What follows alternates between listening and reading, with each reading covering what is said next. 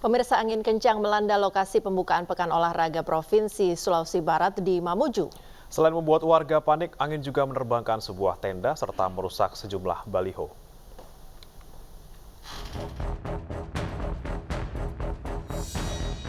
Video amatir menunjukkan kepanikan warga saat sebuah tenda terbang ditiup angin kencang.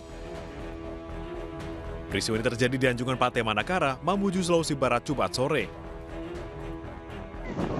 Angin kencang juga membuat warga yang ada di lokasi panik. Menurut salah satu warga, tiupan angin berlangsung selama hampir 30 menit. Akibatnya, acara pembukaan Pekan Olahraga Provinsi Sulawesi Barat sempat tertunda.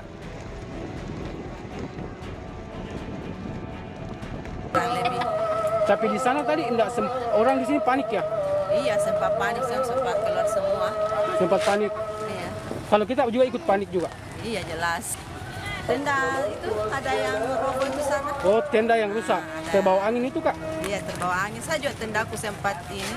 Sempat terbawa angin. Tenda sempat hampir mau cuman ada banyak orang tuh yang pegang jadi enggak.